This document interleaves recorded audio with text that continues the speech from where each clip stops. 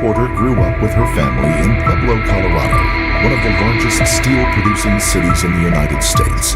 Despite the city's relatively high crime rates, Lee grew up in a close and happy family. From a young age, Lee was someone who would put a smile on everyone's face.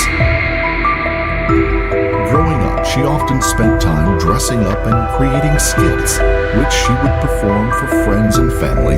Of course, her family cheered her on, just as they would with everything else she did. These performances created precious moments for the Porter family, moments that would go on to become cherished memories. Lee was from a close-knit family, and nowhere was that more evident than in her relationship with her older brother Max. Even before she was born, a young Max expressed excited anticipation for the day his little sister would be born. It was clear from the earliest days that this relationship was going to be a special one, and it was. Growing up, friends and family described them as best friends who were virtually inseparable. They grew up playing within the same circle of local friends, and it was a bond that would only strengthen during their high school years. At Cotopaxi High School, Lee was an average student who enjoyed hanging around with the artsy crowd and listening to electronic music. Like most teens her age, she loved capturing every moment of her life on her phone. When it came time for Max to go to college, Lee was keen to go with him. So when her own graduation arrived, Lee chose to follow Max to the same college where she studied the same course in massage therapy. College life started out well for young Lee. According to those who knew her, she loved her classes and was enthusiastic about her future career. She also had no problem making friends. Just as she had done in the past, however, Lee often preferred hanging out with her brother and his friends over her own peers and classmates. It was no great surprise then that Lee took Max's graduation from college as a devastating blow. Not only had she lost her closest friend, she had lost an important pillar of support in the social circle she had come to depend on. After graduating with his major, Max found himself a job. For Lee, meeting with her brother now required a long flight or an even longer drive.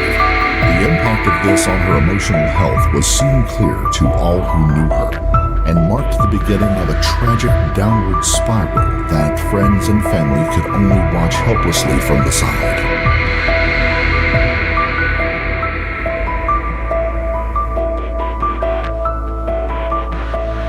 Her little girl, the child that once lit up a room and put a smile on everyone's faces, was now visibly withdrawn and sullen. The laugh that had come so easily now rarely, if ever, came at all. She had become like a shell of her old self. Soon, there was another reason for Lee's deteriorating mood. She was in the middle of a turbulent breakup. Lee had been dating a man named Jesse Mine for 6 months. At 38, Mine was way older than Lee. Mine was a tattoo artist, and according to one of Lee's friends, it was Mine that introduced her to a new kind of high: heroin. Soon after Max left for California, Lee dropped out of college and moved in with Mine. Mallory Nixon, one of Lee's friends, said that it was Jesse Mine who introduced Lee to heroin. She described the moment she discovered Lee was experimenting with the drug. The two girls were driving to a concert in Denver when Lee confessed to her friend that she had been using heroin and was now addicted. The news devastated Mallory, who expressed her feelings to Lee and set about helping her friend in any way she possibly could. The two attended a meeting hosted by Narcotics Anonymous to help Lee kick the habit. But with Max in California, her college degree shelved, and her rocky relationship with Jesse Mine finally coming to an end, Lee found herself homeless.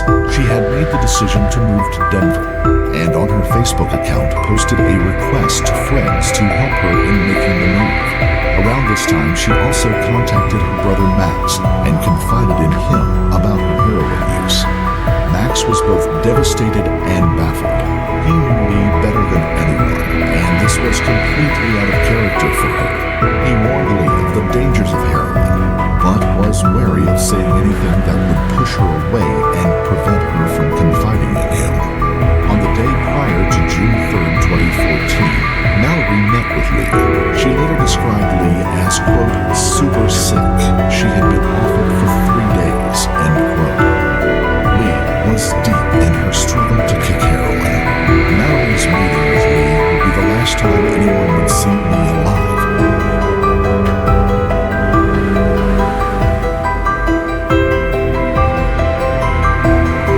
Lee's brother Max later said that he knew something was wrong right away. Lee was a frequent texter, but ceased all communication on June 3rd. 2 days after calling and calling with no answer, Max and his mother, Renee Jackson, reported Lee missing to the police.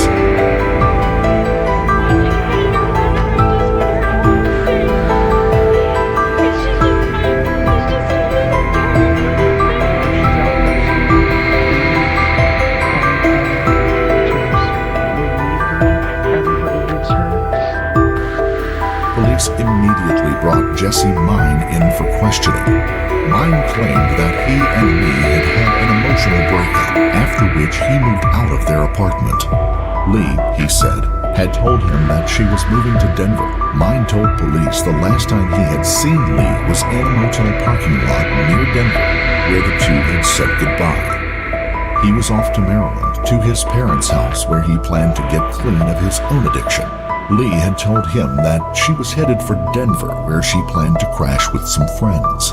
According to Mine, Lee stopped texting or calling not long after the two split up. He wasn't worried about her, he said, figuring that she was doing fine in Denver with her friends and that she had already gotten over him. But it was only when Max called him, asking about the whereabouts of his sister, that Mine had started to worry.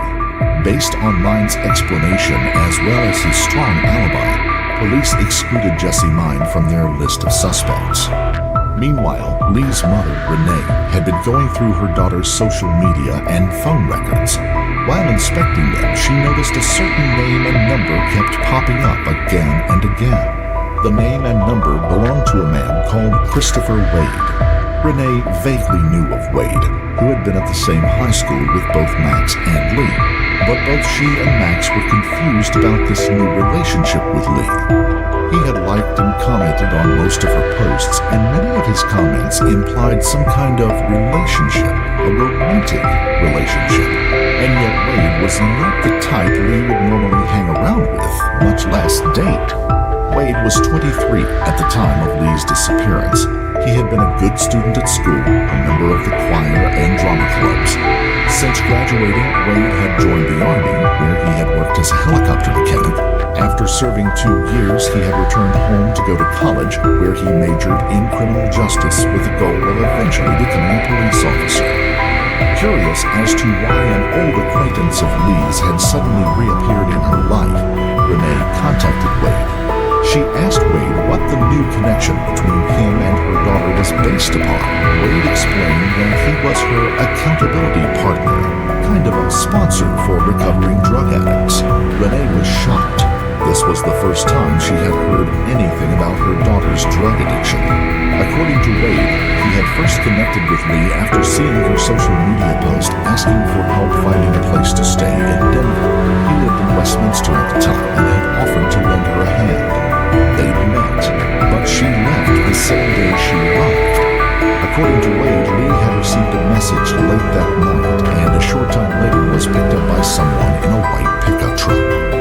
When police brought him in for questioning, Waide gave them the same story he had given Renee, but added a few more details, saying they had gone to Boston Market to grab some dinner and then had gone back to his apartment where they talked and played video games.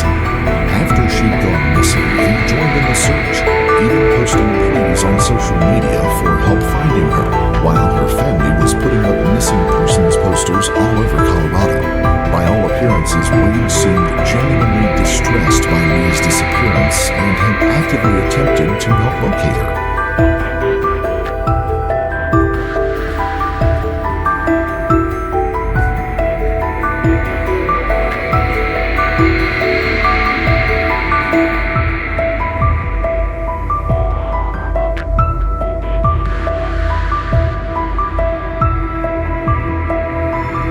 Inside the car were all of Lee's belongings from her dorm at college.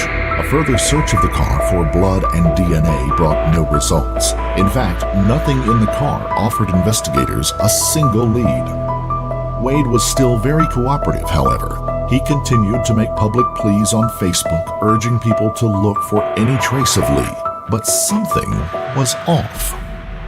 During their interview with him, investigating officers had felt that Waide was withholding something. They began to look further into Waide and learned that he had been discharged from the Army for violent behavior. With his permission, they searched his two-bedroom apartment in Westminster, Colorado. Police described the apartment as filthy, with video games, soda bottles, leftover takeout, clothes, and dishes all over the floor. The smell was so atrocious that investigators struggled to remain in the home for the duration of the search. The worst room, by far, was Waide's bedroom. There they found the floor littered with refuse, clothes, coupons, computers, and a soiled mattress that appeared to contain a large blood stain. A duffel bag full of size 14 women's underwear was on the floor in plain sight. When they began emptying the bag, a panicked Waide confessed that he had bought the underwear for himself, admitting that he felt more comfortable wearing women's underwear than his own. Police also discovered blood spots that had been cleaned with bleach and a knife alongside the mattress. Officers seized Waide's computer, where they found searches for child pornography and violent sex sites. Meanwhile, Waide was taken into custody for questioning. When asked about the knife, Waide told investigators that he had cut his hand about a week and a half earlier. Then, to clean the knife, he had used bleach on the blade and handle. Understandably, officers didn't buy this story. When asked to elaborate on what they had found in his apartment and its connection to Lee, Waide began telling his story. Lee, he said, had come on to him earlier in the day. The two had been at his place playing video games. Out of nowhere, she leaned in and kissed him. While initially surprised, he kissed her back, and the kissing led to them having sex in his bedroom. But that was where the story ended, he said. Waide returned to his original narrative. She had received a text and had been picked up in a truck, and that was the last time he had seen her.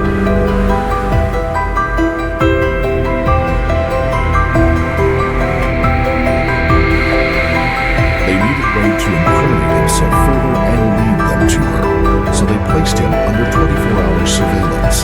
At the same time the police had been conducting the search of Waide's apartment, her brother Max had flown home to conduct his own investigation. After discussing Waide with former classmates, Max learned that Waide had kept a journal where he wrote about his sadistic fantasies. The writings, according to his classmates, would depict Waide capturing women and holding them as sex slaves. His writings were filled with fantasies about rape and graphic murder scenes. It was at this point that Max took matters into his own hands. Max learned that Waide was obsessed with tarot cards and asked him if they could meet for a reading. He told him that he hoped it would help solve the disappearance of his sister. It was the perfect cover. Waide agreed to meet Max. Knowing that aggressively confronting Waide would only make him defensive and shut down, Max set about befriending Waide and making him feel comfortable. With a friend in tow, Max met Waide at a park. From the moment they met, Max had the impression that Waide was excited to see him and that he was enjoying this newly discovered friendship. During the reading, Max gently probed Waide for answers. At first, he was met with denials. Max pushed on. He told Waide that it was okay if he had done something to Lee, and that he could forgive him anything in exchange for the truth. Every question was met with denials, but Max pushed on, asserting that he would understand if only Waide would share with him what had happened. And then Waide began to share. The two had gone to Boston Market, Waide explained. Afterwards, they had gone home to his apartment. They had played video games and had sex. Both Max and the police knew all of this already. But that wasn't the whole story. Waide had kept the most important information for himself. Once at his house, Lee began begging him for money, Waide said. She needed money for drugs. Waide refused to give her any, and according to him, she flipped out. In an apparent moment of rage, fueled by her need for a fix, she pulled a knife on him, he claimed. The two then got into a scuffle. Waide hadn't wanted to hurt her, but he needed to get the knife out of her hand to protect himself, he said. I grabbed her and stepped forward and twisted her around so that her body wasn't being there. Then I placed my hand at her throat. I started squeezing until after she let go. I told her, I'll laugh.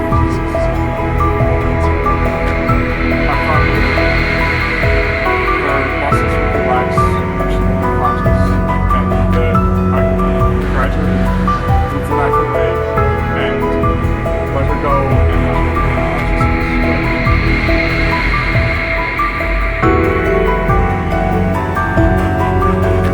When Waide had finished telling his story, Max jumped over the park table and hit him in the face. Max's friend, who had gone along for support, eventually pulled him off, but not before he had made sure Max had landed a few good punches. Max then informed Waide that he recorded the entire conversation on his phone and was now going to the police. Upon hearing that, the killer promised he would go himself and confess the crime. But Lee's brother wasn't taking any chances. He called 911 and held Waide there until the police arrived. Waide was arrested and handcuffed by officers on site. He was charged with first-degree murder, sexual assault, tampering with evidence, and for the child pornography found on his computer. To avoid facing all the charges, Waide agreed to plead guilty to second-degree murder in exchange for leading authorities to Lee's body. Police agreed. So after repeating his taped confession to police, Waide then told him how he disposed of Lee. Waide said that he put her body in trash bags and then into a duffel bag and then threw it into a dumpster. He told police he knew how to clean a crime scene because of his criminal justice classes and admitted that the only reason he had confessed was because the tarot cards had told him to do so. He had foreseen it all while reading the cards in the park. Murder of a 19-year-old Pueblo woman, her family saying they want the man arrested for her death, Christopher Waide, to suffer, even promising to take action themselves if they have to. 7 News reporter Tyler Lopez just stepping out of what turned into a very emotional court hearing this morning. Tyler, the victim's family making some very strong statements. They did. We also saw tears in the courtroom today, Kelly, but the hearing itself was marked more for a brief power outage than anything really substantive. We did get a chance to hear from Lee Porter's family. We also got a chance to see the suspect, Christopher Waide, in court, and his supporters as well. He had a good 5 to 6 people in the courtroom today. The 23-year-old appearing shackled at the waist in a gray jumpsuit, extremely tall and skinny. I never even saw him look over at his supporters today. I want him to suffer. I want him live from prison. In regular jail. And if they don't do it, I'm going to kill him myself. I promise. Now, police say they've heard similar statements from Mr. Jackson so far. They're still looking for Lee Porter's body. They've been concentrating on a landfill near Commerce City, but we know they're in a meeting as we approach the 11 o'clock hour. We also know that a body was discovered in a southern Colorado lake on Sunday. Because both the suspect and the victim were from southern Colorado, we checked, and at this point, investigators in Westminster don't believe those 2 cases are connected. It's the right thing to do. I think it's justice. I know the family doesn't think that right now. I hope that one day they will. It was more important to us that he go away for life. Lee's mom still wears this photo of her daughter around her neck and says the hardest part is not knowing where Lee is. I'm having the most difficult time living with that. I mean, I'm trying to come to terms that someday I'm going to be